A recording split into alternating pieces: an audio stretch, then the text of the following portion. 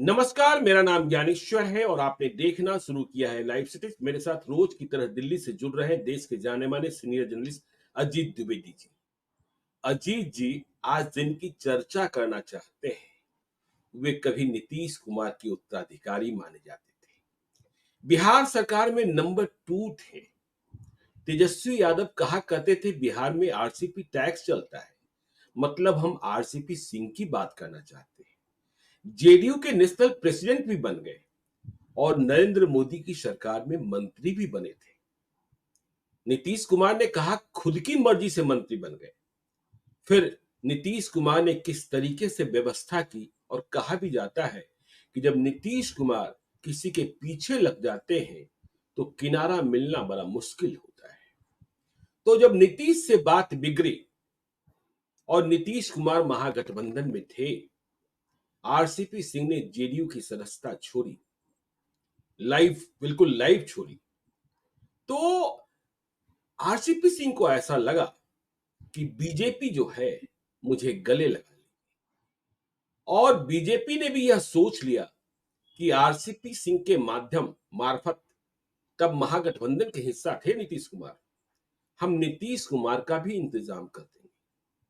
लेकिन देखिए स्थिति परिस्थिति और नीतीश कुमार की चमक दमक, चाहे चर्चा जो लोग कर ले, स्थिति ऐसी बनी कि नीतीश कुमार एनडीए में आ गए और आरसीपी सिंह की चमक कहां गुम हो गई, वह बीजेपी के समंदर में कहां खो गए, कहीं दिखते ही नहीं थे। दिल्ली छोड़ दीजिए, पटना छोड़ दीजिए, गांव में जाकर रहने लगे। अब समझ में बात आई है कि बीजेपी में भी मेरा कोई स्थान नहीं है। तो कह रहे हैं कि नई पार्टी बनाएंगे, आज ही उन्होंने कहा है। और पटना में कुछ होर्डिंग्स लग गए, टाइगर अभी जिंदा है। तो आरसीपी सिंह टाइगर, देखिए टाइगर अभी जिंदा है, आपने ही बात कही थी जब नीतीश कुमार संकट काल में दिख रहे थे। अगले दिन अशोक चौधरी ने रिपीट कर दिया था। तो चुनाव का वक्त आ गया, बिहार में एक नई पार्टी बन भी गई, जनसुराज पार्टी।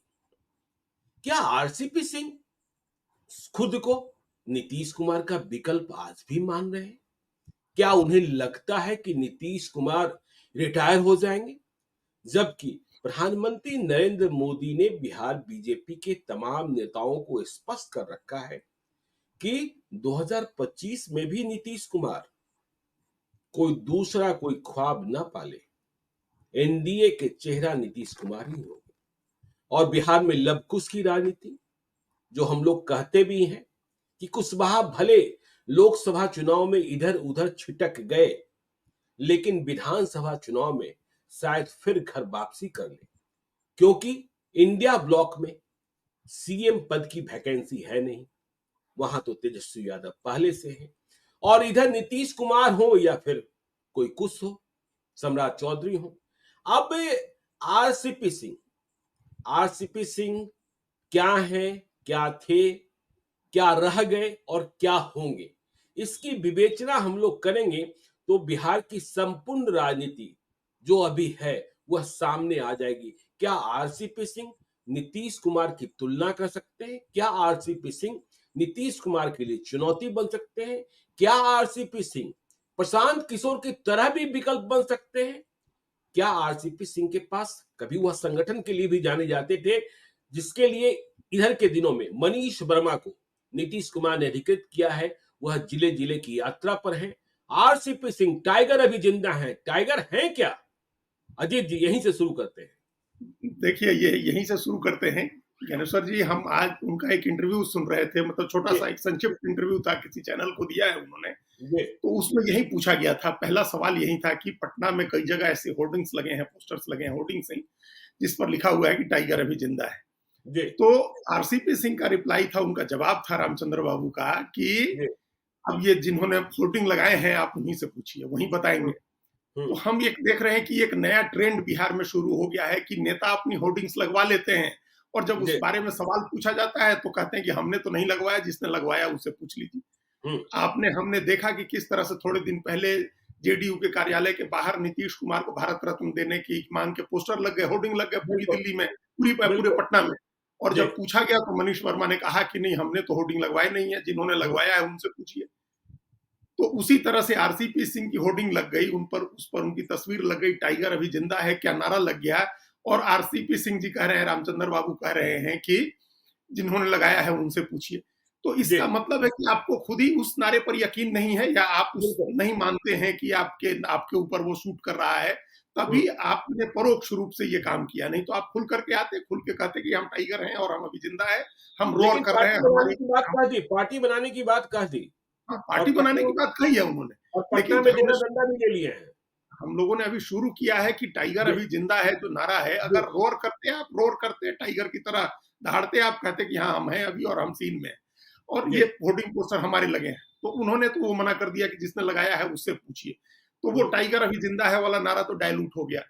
अब उसके बाद आइए जो आपने कहा कि उनकी राजनीतिक महत्वाकांक्षा और उनके राजनीतिक भविष्य क्या थे, क्या अभी रह गए और क्या हो जाएंगे, इस पर हम लोग अगर चर्चा करें तो ये आपने ठीक कहा कि वो क्या, ये सवाल ठीक उठाया कि क्या वो अभी भी अपने को नीतीश कुमार का विकल्प मान रहे हैं। बिल्कुल, देखिए ये मानने में कोई दिक्कत नहीं है, नीतीश कुमार दूसरा कोई नहीं होगा, जैसे लालू यादव भी दूसरा नहीं हुआ, कर्पूरी ठाकुर भी कोई नहीं हुआ, जगन्नाथ मिश्रा भी कोई नहीं होगा। तो जो बड़े नेता हुए, अब हर पार्टी में जो उनके उत्तराधिकारी हुए वो उनसे बहुत छोटे हुए, उनका कद उनसे बहुत छोटा हुआ। अगर बरगद है नीतीश कुमार तो कोई उसके नीचे बोनसाई टाइप का ही बरगद होगा, नीतीश कुमार तो कोई हो नहीं सकता है। तो हमको ये नहीं देखना है कि ये नीतीश कुमार हो सकते हैं कि नहीं। नीतीश कुमार के विकल्प के तौर पर जो नेता इधर उधर राजनीति कर रहे हैं, उनसे आरसीपी सिंह का मुकाबला हो सकता है, नहीं उनकी तरह आरसीपी हो सकते हैं कि नहीं, मनीष वर्मा की तरह हो सकते हैं या नहीं, उपेंद्र कुशवाहा की तरह हो सकते हैं या नहीं, दूसरे जो श्रवण कुमार हैं उनकी तरह हो सकते हैं या नहीं, जो नीतीश कुमार की पार्टी में जो दूसरे लौकुश किस्म के नेता, या नीतीश कुमार की पार्टी के बाहर जो दूसरी पार्टियों में लौकुश नेता, अपनी पार्टी बना करके जो लौकुश नेता राजनीति कर रहे हैं, उनकी तरह हो सकते हैं कि नहीं आरसीपी से, ये बड़ा सवाल है। क्योंकि उनका मुकाबला नीतीश कुमार से नहीं होना। अब नीतीश कुमार की पारी तो एकदम फेग एंड में है, अपने आखिरी उसकी तरफ बढ़ रही है, आखिरी मुकाम की तरफ राजनीतिक पारी उनकी, तो उनकी तरह नहीं होना है। उनके जो विकल्प हैं मार्केट में उपलब्ध, उनकी तरह होना है।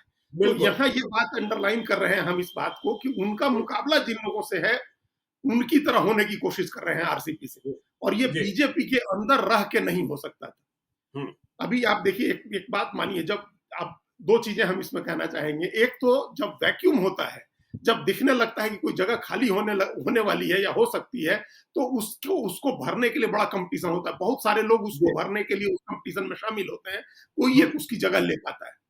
और जहां जहां पारिवारिक नेतृत्व नहीं है, वंशवाद का नहीं है, जो नीतीश कुमार का नहीं रहा है, तो और वहां ज्यादा कंपटीशन होता है। जहां परिवार है वहां तो परिवार का आदमी आ गया, चाहे वो जितना छोटा हो या जितना बड़ा हो, चाहे जिस कद का हो, वो तो आ जाता है। तो नीतीश कुमार की जगह खाली होने की संभावना है, वो लीडरशिप की जगह, मतलब पार्टी के अंदर भी पार्टी के बाहर भी जो एक लीडरशिप की जगह है, ओबीसी नेता की, एक पिछड़ा नेता जो इतना बड़ा रहा है और जिसने गैर यादव पॉलिटिक्स को एस्टैब्लिश किया, उस अपने इर्द गिर्द तमाम पिछड़ी जातियों को, अत्यंत पिछड़ी जातियों को, जो गैर यादव जातियां, उनको एकजुट किया, वो जगह खाली होने वाली है, वो वैक्यूम होना है 2 साल 4 साल 5 साल में। उसकी तैयारी के लिए आरसीपी ने अपने को अभी प्रस्तुत किया है, उन्होंने अपने को आगे किया है उस पॉलिटिक्स के लिए। एक बात तो ये है। दूसरी, आप देखिए आज पूरी दुनिया में मर्जर एक्विजिशन का दौर चल रहा है। कॉर्पोरेट के लहजे में हम बोल रहे हैं, कारोबार के लिहाज से हम कह रहे हैं, आपके पास अगर एक चैनल है, आज आपके पास एक बहुत बड़ा चैनल है जिसका 70 लाख सब्सक्राइबर है, आज आप चाहें इसको सेल करना, तो पता चला कि देश की नहीं दुनिया की जो सबसे बड़ी कंपनियां हैं वो आपके यहाँ बोली लगाने आएंगी। अगर आपके पास कुछ भी बेचने को है तो लोग खरीदार बहुत है मार्केट में, तो उसके लिए लेकिन पहले आपको अपनी हैसियत बनानी होती है। तो आरसीपी सिंह की हैसियत बीजेपी में रह के तो कुछ नहीं बनेगी कि कोई उनको खरीद ले आगे, या आकर के उनके ऊपर हाथ रखे। खरीदने का मतलब है कि एक्विजिशन करे, मर्जर करे, कहे कि आप आइए हमारे साथ, आप हमारा पॉलिटिक्स करिए, आपको हम चेहरा बना रहे हैं। तो उसके लिए नीतीश कुमार ने एक पॉलिटिक्स की एक जगह बनाई, अपनी राजनीति की, तब तो जाकर के बीजेपी ने उनके पीछे हाथ रखा कि चलिए आप आगे बढ़िए, आपको हम लोग नेता बनाते हैं। तो आप आज मुकेश सहनी ने सन ऑफ मल्लाह के लिए अपने अपने अपने संसाधन लगाए, उन्होंने अपने को झोंका, अपना मेहनत किया, श्रम किया, उन्होंने पैसे लगाए, तब आज आरजेडी उनको कह रही है कि हम आपको डिप्टी सीएम बना रहे हैं। जीतन राम मांझी, ये बहुत सारे एग्जाम्पल हैं। तो आरसीपी सिंह को अगर कुछ आगे बढ़ना है, ताजा उदाहरण प्रशांत किशोर है। प्रशांत किशोर हैं, तो आपको अपनी जगह अगर बनानी है तो आपके पीछे लोग भी आएंगे, और दूसरा आपके साथ अलायंस करने के लिए भी कोई ना कोई आएगा। आज देखिए जितनी छोटी पार्टी हो, निषाद पार्टी उत्तर प्रदेश में जितनी छोटी हो, सुहेल देव भारतीय समाज पार्टी जितनी छोटी पार्टी हो, अपना दल जितनी छोटी पार्टी हो, राष्ट्रीय लोकदल जितनी छोटी पार्टी हो, सबके साथ अलायंस के लिए पार्टियां खड़ी हैं, बड़ी पार्टियां उनके साथ अलायंस करती हैं और उनको कुछ ना कुछ मिलता है। लोग केंद्र में मंत्री हो जाते हैं, अनुप्रिया पटेल और जयंत चौधरी, प्रदेश में आप मंत्री हो जाते हैं, 4 एमएलए भी जीत जाते हैं तो आपका आदमी मंत्री बन जाता है। तो आरसीपी सिंह को ये लगा, वो देखिए उन्होंने, हम आज ही के इंटरव्यू में सुने, उन्होंने तारीख बताई 6 अगस्त 2022 को उन्होंने जनता दल छोड़ा, जनता दल यू छोड़ा। उसके बाद वो अपनी पॉलिटिक्स करते रहे, भारतीय जनता पार्टी में रहे, अपनी जिस उम्मीद में गए थे कोई उम्मीद पूरी नहीं हुई। अब उनको लग रहा है कि वहां रह के या तो अपने को खत्म हो जाए, रिटायर हो जाए राजनीति, जैसे अब एक पूर्व सांसद भी हैं और पूर्व आईएएस पदाधिकारी भी हैं, उनको पेंशन मिलती है, अपना आराम से जीवन कटेगा, बहुत आराम से, क्या लेविश लाइफ अपना भी वो लीड कर सकते हैं, कोई दिक्कत नहीं है। लेकिन उनकी राजनीतिक महत्वाकांक्षा है, तो इसके लिए एक स्ट्रेंथ दिखाना होगा, अपना इंडिपेंडेंट पॉलिटिकल कैरेक्टर सामने लाना होगा, इंडिपेंडेंट पॉलिटिकल एक अपने को प्रोजेक्ट करना होगा इंडिपेंडेंट पॉलिटिकल व्यक्तित्व के रूप में। तो इसके लिए उन्होंने राजनीतिक दल बनाने का, अभी उनको पता है कि वो नीतीश कुमार की जगह नहीं ले सकते हैं, तेजस्वी यादव का विकल्प में नहीं खड़े हो सकते हैं, यहां तक कि प्रशांत किशोर के विकल्प में भी नहीं खड़े हो सकते हैं। लेकिन आप सोचिए कि क्या है स्थिति है जीतन राम मांझी की, 1 एमपी और 4 एमएलए, तो एक केंद्र में मंत्री हैं और एक प्रदेश में मंत्री हैं, और आज की तारीख में यह है कि हर जगह वो प्रधानमंत्री के साथ भी बैठ रहे हैं और पूरे देश में घूम रहे हैं। बिहार, झारखंड की भी राजनीति में कह रहे हैं कि हम 3 सीट मांगेंगे, मिले ना मिले, लेकिन इतनी राजनीतिक हैसियत तो बन गई। तो वैसी ही एक राजनीतिक हैसियत बनानी है आरसीपी सिंह को, और वो राजनीतिक हैसियत उतनी बन जाए तो उसके बाद आकाश की तरह संभावनाएं हैं, उसके बाद कुछ भी हो सकता है। जब नीतीश कुमार नहीं होंगे राजनीतिक क्षितिज पर, तो नॉन यादव पॉलिटिक्स में क्या जगह बन सकती है, किसकी क्या जगह बन सकती है, कौन जानता है। तो इसलिए उनकी कोशिश सारी इस बात की है कि एक राजनीतिक दल बनाए, और उनको लग रहा है काफी सारे ट्रिक्स जानते हैं, जैसे उन्होंने संगठन का काम किया था, और हम सब लोग जानते हैं कि 20 के चुनाव के पहले उन्होंने जिस तरह मेहनत की थी पूरे प्रदेश में और जिस तरह का संगठन खड़ा किया था उन्होंने, वो कोई मामूली बात नहीं थी। नीतीश कुमार उस समय भी संगठन के काम में कोई दिलचस्पी नहीं लेते थे, सरकार के काम में जरूर उनकी रुचि थी, लेकिन कॉन्स्टिट्यूएंसी वाइज घूम करके आरसीपी सिंह ने संगठन बनाया था, और हर कॉन्स्टिट्यूएंसी में कैंडिडेट भी चुने थे उन्होंने। उनके काफी सारे कैंडिडेट्स को उस समय टिकट नहीं मिली थी, जिससे भी वो काफी नाराज हुए थे। आपको पता ही है, उस समय देखे थे हम सब लोग कब दिल्ली आकर के बैठ गए और वो कुछ नहीं कर रहे थे। तो उनके पास कॉन्स्टिट्यूएंसी, हर कॉन्स्टिट्यूएंसी में लोग हैं। मान लीजिए कि फ्लूक ही हो, 3 कोणीय संघर्ष हो, जेडीयू वर्सेज आरजेडी, मतलब India bloc versus NDA versus Prashant Kishor, इस 3 कोणीय मुकाबले में कहीं उनका 2-4 आदमी जीत जाए और हंग असेंबली हो जाए, तो क्या पता उनके लिए क्या लॉटरी। अजीत जी, शुरुआत तो घर से करनी होती है। देखिए, नीतीश जी ने भी शुरुआत की हरनौत विधानसभा क्षेत्र से, और जब सांसद बने तो बाढ़ से बने। तब हरनौत विधानसभा क्षेत्र बाढ़ लोकसभा क्षेत्र का हिस्सा होता था, और जब यह लगा कि बाढ़ भी कठिन होता जा रहा है तो वे नालंदा चले गए। तो देखिए, नीतीश कुमार के रहते आरसीपी सिंह की जगह, देखिए नीतीश कुमार का नुकसान बाकी जगहों पर हो जाए, यह बात तो मानी जा सकती है। 2020 में हमने और आपने देखा भी कि किस तरीके से चिराग पासवान ने नुकसान पहुंचा दिया, लेकिन नीतीश कुमार ने यदि सबसे अधिक कहीं किसी के लिए कुछ किया है तो नालंदा के लिए किया है। तो नालंदा में सबसे पहले आरसीपी सिंह को, वैसे भी हम लोग कहते हैं कुर्मिस्तान मतलब नालंदा, तो यदि आपको लवकुश की राजनीति करनी है तो सबसे पहले नीतीश कुमार को चुनौती देनी होगी नालंदा में। और आरसीपी सिंह क्या थे, उनका एक कॉल सरकार का आदेश हुआ करता था, लेकिन आज की स्थिति ये है, कई डीएम और एसपी कहते हैं कि भाई मैंने तो उनका नंबर ब्लॉक कर दिया, वो डर जाते हैं जो उनके रहमो करम पर थे। तो सबसे पहले घर से शुरुआत करके नालंदा में ही नीतीश कुमार को चुनौती देनी होगी, और आपको दिखाना होगा, लोकसभा चुनाव का वक्त तो रहा नहीं, कि जेडीयू के उम्मीदवार को नीतीश कुमार किस तरीके की जिद के लिए जाने जाते हैं, यह भी सबको पता है कि नीतीश कुमार आरसीपी सिंह से कोई समझौता कर लेंगे, और जब नीतीश कुमार नहीं करेंगे तो बीजेपी कैसे करेगी। तो फिर समझौता भी तो तेजस्वी यादव और कांग्रेस से ही हो सकता है ना। दीजिए, यदि कोई ताकत बन भी गई तो नहीं, अब हम उस पार्ट पर आते हैं। दूसरा पार्ट जो है हमने कहा जो उनकी मंशा जो हमने समझा है, वो यही है जो हमने बताया आगे। अब आगे आइए जो दूसरी आपने जो दूसरी बातें दूसरे सवाल उठाए। पहले उनको पार्टी बनानी है। उन्होंने कहा कि हमने काफ़ी यात्रा की है, हम लोगों के पास गए, लोगों से मिले, लोगों की राय पूछी, सब लोग चाहते हैं कि कुछ नया करना चाहिए। उन्होंने 2-3 बातें कही जिसमें एक बात से तो हम बहुत सहमत हैं। जो बात उन्होंने कही कि लोग जो लोगों से मतलब कार्यकर्ताओं से उनकी उनकी मुराद वो जिन्हों इशारा करना चाह रहे थे वो जेडीयू की तरफ ही था, नाम नहीं लिया उन्होंने। लेकिन वो निराश है, हताश है, उनको नहीं लग रहा है कि आगे क्या करें। तो ये निराशा तो निश्चित रूप से जेडीयू के कार्यकर्ताओं में होगी, नीतीश कुमार की जिस तरह की स्थिति हो गई है, जिस तरह की उनकी शारीरिक मानसिक स्थिति है, उसमें एक निराशा होगी। इससे इनकार नहीं किया जा सकता है। उसको कैपिटलाइज करना है, उसका अगर फायदा उठाना है नीति देखिए आरसीपी सिंह को। देखिए अभी एकमात्र आदमी नीतीश कुमार थे जो चंडीगढ़ में एनडीए की बैठक में नहीं गए।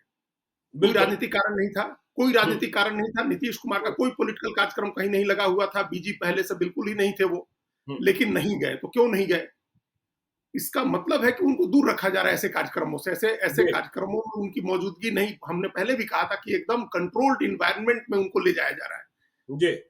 उनको फ्री विलिंग नहीं हो रहे, उनको फ्री नहीं छोड़ दिया जा रहा है कहीं कि आप जाइए और अपनी मर्जी से बातें करिए और कहिए। तो इसलिए वो नहीं गए। बाकी सारे 20 सीएम और डिप्टी सीएम चंडीगढ़ में थे, एनडीए की बैठक थी। सुदूर उत्तर पूर्व से, सिक्किम से भी, नागालैंड, मिजोरम से भी लोग आए थे। एकनाथ शिंदे भी आए थे, चंद्रबाबू नायडू भी आए थे।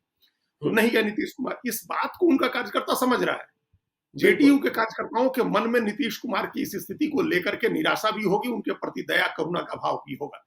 तो इन्होंने आरसीपी सिंह ने जो कहा कि वो निराशा है, उसका लाभ इनको उठाना है। उन्होंने कहा कि हमने लोगों के साथ बातचीत की, 3 दिन मंथन किया, फिर ये तय हुआ, लोगों ने कहा कि आप एक नई पार्टी बनाइए, नई शुरुआत करिए। तो वो अभी एक पार्टी बनाएंगे। हम लोग देखते हैं, हम लोग उपेंद्र कुशवाहा जी को देखा है कितनी बार उन्होंने पार्टी बनाई है और लिमिटेड सफलता मिली, कई बार बिल्कुल ही सफलता नहीं मिली। तो पार्टी बनाएंगे आरसीपी से। उस पार्टी की सफलता विफलता क्या होगी ये अगला चुनाव आएगा तब हम लोग उसमें दिखेगा। लेकिन पार्टी बनाएंगे, उस पार्टी में कौन लोग जुड़ते हैं? क्या कोई ऐसा नाम जो पहले रहा है जेडीयू के साथ, जिसकी कोई वक्त है, जिसकी किसी क्षेत्र विशेष में पहचान है, वैसा कोई आदमी आता है या नहीं आता है? जेडीयू बीजेपी से वापस तालमेल होने से कितने लोग नाराज हुए हैं, उसमें से कोई आता है कि नहीं आता है? ये देखने की बात होगी। उन्होंने कहा, उनका दावा है आरसीपी सिंह का कि जब हम छोड़े अगस्त 2022 में तो बहुत से लोग मेरे साथ जुड़े रहे। उसके बाद ही उन्होंने कहा कि हम उनके आभारी हैं कि वो हमारे साथ जुड़े रहे। तो वो कौन लोग हैं, उनके नाम सामने आए, वो दिखाई दे, उनके चेहरे आए, हम लोग उनकी हैसियत, उनके जब उन्होंने छोड़ा था तो लोग कह रहे थे कि जेडीयू में टूट हो जाएगी, जेडीयू में विभाजन हो जाएगा। लेकिन नीतीश कुमार क्राइसिस मैनेजर भी बन जाते हैं और उनके पास ललन सिंह, अशोक चौधरी, विजय चौधरी, संजय झा जैसे लोग देखिए उस वक्त भी पार्टी नहीं तोड़ पाए। और जो लोग आरसीपी सिंह के करीब थे वे भी दूर होते चले गए और वह यह सिद्ध करने में लगे रहे कि मेरी निष्ठा जो है वह आरसीपी सिंह के साथ नहीं, नीतीश कुमार के साथ है। और जिन लोगों के कारण आरसीपी सिंह की बहुत सारी चर्चाएं होती थी, बाद में हमने यह भी देखा कि वह तो पूर्ण रूपेण साष्टांग हो गए ललन सिंह के सामने और नीतीश कुमार के सामने। हाँ, एक व्यक्ति अभय कुशवाहा आरजेडी की ओर चले गए, जेडीयू में पहले साष्टांग हुए, फिर आरजेडी की ओर गए और औरंगाबाद से सांसद बन गए। तो यदि हम उपलब्धि के नाम पर कहें तो आरसीपी सिंह के लोगों में अभय कुशवाहा की ही उपलब्धि दिखाई पड़ती है। बिल्कुल, बिल्कुल ठीक है। तो वो अपना ले आएंगे लोगों को, अपनी एक पार्टी बनाएंगे। हम तो हमेशा पार्टी बनाए जाने का भाई स्वागत करते हैं। हम तो बहुदलीय प्रणाली में विश्वास करते हैं। कोई आदमी आगे आ रहा है, पार्टी बना रहा है, तो हमको ठीक है वो पार्टी बनाएंगे अपनी। तो ये एक जो बात है, अभी कौन कौन आता है, किस तरह से उनकी पार्टी क्या शक्ल लेती है और किस तरह से वो तैयारी करते हैं, कितने संसाधन उसमें लगाते हैं। आजकल तो ये है जितना गुड़ डालिएगा उतना मीठा होता है, ये पहले भी था। आजकल क्या है, ये भी बड़ी बात है कि जब संगठन और देखिए यात्राएं होती हैं या राजनीति की बात होती है तो आरसीपी सिंह को लेकर जितनी चर्चाएं होती रही वो बहुत ही मितबेई हो जाते हैं। मैं दूसरे हिंदी के शब्द का इस्तेमाल नहीं कर रहा हूं, मितबेई हो जाते हैं, उनके साथ रहने वाले लोग कहते हैं। तो अब वो नई पार्टी जब अपनी पार्टी बनाएंगे तब क्या करेंगे, उस समय ये भी देखना होगा। और दूसरी, वो अभी नीतीश कुमार को कोई डेंट करने की हमको नहीं दिख रहा है कि कोई कर पाएंगे वो। आपने कहा ना कि नीतीश कुमार अलग हुए, जब ये अलग हुए, आरसीपी सिंह, तो नीतीश कुमार को कोई नुकसान नहीं पहुंचा, नहीं कोई नहीं नुकसान नहीं पहुंचा पाए। वैसे जब ललन सिंह भी अलग हुए थे तो वो भी कोई नुकसान नहीं पहुंचा पाए थे। बिल्कुल। सत्ता की गोंद जो है ना, वो बड़ी गोंद होती है लोगों को चिपका के रखने वाली। सत्ता जब होती है साथ में, चाहे वो आरजेडी के साथ सत्ता हो या बीजेपी के साथ सत्ता हो, नीतीश कुमार की सत्ता रहती है तो फिर पार्टी नहीं टूटती है। लेकिन जब सत्ता नहीं रहेगी, जब नीतीश कुमार राजनीतिक क्षितिज पर नहीं रहेंगे, जब शारीरिक मानसिक रूप से उस तरह से नहीं होंगे सक्षम, तब की स्थितियां दूसरी होंगी। तब कौन किधर जाता है, फिर तो फ्री फॉर ऑल होगा। कोई उपेंद्र कुशवाहा के साथ जा रहा है, कोई सम्राट चौधरी के साथ, बीजेपी के साथ अलाइन हो लिया, कोई नीतीश कुमार, कोई आरजेडी के साथ भी जाएगा, तेजस्वी यादव के साथ भी। हमने कहा कि उसके लिए तैयारी कर रहे हैं, ये आगे 2 साल 5 साल आगे की तैयारियां कर रहे हैं आरसीपी सिंह। आखिर नीतीश कुमार हटेंगे ना फलक से, जब अब तो नए लोगों के लिए आसमान खाली होगा ना। ये नखत अमा के बुझते हैं सारा आकाश। मुझे एक और बात भी समझ में आती है, जो आप बार बार कहते हैं कि देखिए नीतीश कुमार एक ऐसे नेता हैं जिनके दुश्मन ना आरजेडी में टिक पाते हैं और न बीजेपी में टिक पाते हैं, क्योंकि बीजेपी को भी पता है पता नहीं कब साथ में, और आरजेडी को भी पता है चाचा कब। तो अब आरसीपी सिंह को अब यह बात समझ में आई कि नहीं, जो है ना, कि मुझे अपना ही अलग कुछ करना होगा। हाँ, तो ये बात भी इस वजह से भी समझ में आई कि बीजेपी में बैठे रहेंगे तो खत्म हो जाएंगे। रिटायर्ड ब्यूरोक्रेट का लाइफ हो गया है, तो अब कुछ नया कर लेते हैं, अपनी पार्टी बना लेते हैं। और दूसरी बात आपने कही ना, जैसे ये बात कही कि उनको कौन लेगा, जब तक उनको बीजेपी लेगी नहीं, जेडीयू में जगह है नहीं, तो आरजेडी कांग्रेस के साथ जाना होगा। तो अब ये इस बात से भी कोई संभावना से इनकार नहीं है, कब जरूरत हो आरजेडी कांग्रेस को भी तो एक कुर्मी नेता की जरूरत है कि नहीं है उनको, कि तो कुछ भी कर सके, 2% 4% वोट का इंटेंट कर सके। तो उपयोगिता, आपको अपनी उपयोगिता साबित करनी होगी। कोई आपको पूछे, इसके लिए जरूरी है कि आपकी कोई वक़्त हो, आपकी कोई हैसियत हो। तो अभी राजनीतिक हैसियत बनाना उनका पहला मकसद है। और दूसरी बात जो आज की तारीख में, अब हम दूसरा पहलू, उस समय जो हमने कहा था कि दूसरे पक्ष पर आते हैं, वो दूसरा पक्ष ये है कि जरूरी नहीं है कि आप ओवरटली किसी के साथ जाएं, खुल करके किसी के साथ जाएं, कोई आपको ले ले। कॉवर्टली भी जिसको बोलते हैं, पर्दे के पीछे से भी बहुत सारे लोगों को मदद की जरूरत होती है। और हम लोगों ने अभी जब हरियाणा का डिस्कशन किया था, तो हमने कहा था कि बीजेपी 90 सीट पर तो उसके कैंडिडेट थे, 89 सीट पर, लेकिन टोटल 120 कैंडिडेट को मदद देके बीजेपी लड़ा रही थी। तो जब आरसीपी की पार्टी होगी, आरसीपी सिंह की एक नई पार्टी होगी, तो क्या पता क्या उपयोगिता बने उनके कैंडिडेट की। बिल्कुल बिल्कुल। कौन आदमी, उनका कैंडिडेट कहां, किस तरह का कैंडिडेट होगा जो कहां नुकसान पहुंचा सकता है किस पार्टी को। और जब 3 फ्रंट चुनाव लड़ेंगे, प्रशांत किशोर कह चुके हैं कि वो आपराधिक छवि के और कम पढ़े लिखे लोगों को, या आपराधिक छवि के, बाहुबली छवि के या परिवारवाद वाले लोगों को टिकट नहीं देंगे। तो वहां तो काफी सारे लोगों के लिए रास्ता बंद है। तो जो लोग आरजेडी में और कांग्रेस में और जेडीयू बीजेपी में है, या हम में और लोजपा में, उनमें उन लोगों को टिकट नहीं मिलेगी, तो वो लोग कहां जाएंगे। बिल्कुल, तो अगर उन लोगों को टिकट नहीं मिलती है तो वो आरसीपी के साथ जा सकते हैं। एक नई पार्टी अगर है भाई, एटलीस्ट चेहरा तो है ना, रामचंद्र बाबू का चेहरा तो बिहार में लोग आरसीपी सिंह जानते ही है ना उनको। सब लोग जानते हैं, सब लोग जानते हैं आरसीपी सिंह को। और आप उनको जितना लोग नहीं जानते, उतना तेजस्वी ने अपोजिशन करके बनाया कि भाई इनका आरसीपी टैक्स लगता है। तो बद अच्छा बदनाम बुरा, चाहे बुरे नजर से जानते हो, अच्छे नजर से जानते हो, सरकार चलाने वाले व्यक्ति के नजर से जानते हो, लोग जानते हैं बिहार में। तो अब अगर वो भी पार्टी बनाते हैं, अपनी यात्राएं लेकर के निकलते हैं, लोग उनके साथ कुछ जुड़ते हैं। और बिहार तो ऐसा प्रदेश है, हम तो बार बार कहते हैं कि अभी अमेरिका से डेमोक्रेटिक पार्टी का कोई आदमी आकर के कहे कि हम एक ब्रांच खोलना चाहते हैं बिहार में, तो 2-4-10 हजार आदमी पटना में जुट जाएगा उसका भाषण सुनने, और हर जिले में डेमोक्रेटिक पार्टी की शाखा खुल जाएगी, हर जिले में जिलाध्यक्ष खुल जाएगा। और मैं देख रहा हूँ, लगातार देख रहा हूँ अजीत जी, मुझसे तो लोग मिलते रहते हैं और आते हैं, कहते देखिए मुझे भी पार्टी नई स्थापित करनी है। मैं पूछता हूँ कि क्या योजना है, क्या खर्चे की सीमा है, तो लोग 25 करोड़ 50 करोड़ की बात ऐसे करते, क्या होगा नहीं होगा। अभी एक धन्ना सेठ मेरे पास आए थे, बोले मुझे पार्टी बनानी है, मेरा इतना का बजट है। मैंने कहा समय आपके पास कहाँ बचा है, दिल्ली में किसी पॉलिटिकल स्ट्रेटजिस्ट से बात कीजिए, नहीं तो आपका सारा पैसा ऐसे ही बह जाएगा। तो लोगों के पास पैसे हैं और वह राजनीति में अपना नाम बिल्कुल। और 14 करोड़ आबादी है, 2 करोड़ 1 करोड़ बाहर छोड़ दें तब भी सब लोग बिहार में है। 10-12 करोड़ आदमी तो बिहार में रहता ही है, और लोगों के पास काम धंधे है नहीं। और राजनीति सबसे पसंदीदा सगल है लोगों का। जितने लोग पान की दुकान पर, चाय की दुकान पर, एक हमारे मोतिहारी शहर में ऐसी चाय की दुकानें हैं जिस दुकान पर शाम में इतना आदमी खड़ा रहता है कि एक पॉलिटिकल पार्टी बन जाए। तो उसमें कोई दिक्कत नहीं है पॉलिटिकल पार्टी बनाने में। अभी आके तेलुगु देशम पार्टी अपनी शाखा खोले तो हर जिले में जिलाध्यक्ष मिल जाएगा, अच्छा नेता जिलाध्यक्ष मिल जाएगा। हम करेंगे अच्छा नेता, मतलब जिसकी हैसियत होगी लोग जिले में जानते होंगे, वैसा नेता टीडीपी का अध्यक्ष बन जाएगा और झंडा लेके, पीले रंग का झंडा लेके घूमने लगेगा साइकिल चाप पर। तो उसमें कोई दिक्कत नहीं है, तो बन ही जाता है। तो ये अपनी अपनी पार्टी बनाएंगे तो हर जिले में इनको जिलाध्यक्ष भी मिल जाएगा, एक संगठन भी खड़ा हो जाएगा, लोग इनकी पार्टी का भी झंडा लगा करके फॉर्च्यूनर गाड़ी में घूमने लगेंगे। तो वो उस समय जब टिकट बंटनी जब शुरू होगा, जब अलायंस होगा और पता चला कि किसी के पास, एक प्रशांत किशोर को छोड़ करके किसी को 243 टिकटें देनी नहीं है, सबको 100 टिकट देनी है, 150 टिकट ज्यादा से ज्यादा हो सकता है आरजेडी दे। तो जो लोग बचेंगे, जिनकी राजनीतिक महत्वाकांक्षा है, जो मुखिया रहे हैं और प्रधान प्रमुख रहे हैं, वो सब लोग कोई जा सकता है उनकी पार्टी में। एक बात तो है ना, एक बात और भी है ना जी, देखिए नीतीश कुमार है, नंबर 2 कोई नहीं है। और नीतीश कुमार, हाँ, नीतीश कुमार नॉट रीचेबल है। कोई भी नहीं कह सकते हैं कि नंबर 2 मैं हूं, चाहे वो मनीष वर्मा हो, चाहे अशोक चौधरी हो, संजय झा हो, चाहे विजय चौधरी हो। तो जब नंबर 2 कोई नहीं है और जो नंबर 1 है नॉट रीचेबल है, तो इसमें जो आपने कहा ना हताशा और निराशा, अरे वहां तो कोई सुनने ही वाला नहीं है, कोई बात ही नहीं करता है। तो चलो इनके साथ ही हो लेते हैं, ये पुराने हैं। तो ये बात तो है। बिल्कुल बिल्कुल, हम वही कहे ना कि आप एक स्पेस खाली होता देख रहे हैं वो। तो जो आगे की सोचने वाला होता है, दूरदर्शी व्यक्ति होता है, वो तो समय के पहले ही सोचता है ना। समय आने पर तो फिर बहुत कंपटीशन हो जाएगा। तो इन्होंने समय के पहले एक सोचा है कि स्पेस बनना है, यहाँ स्पेस बन सकता है, उस स्पेस को भरने के लिए अपने को तैयार करना है। वो जो खालीपन आएगा, जो वैक्यूम होगा, उसको भरने के लिए हमको अपनी राजनीति करनी है।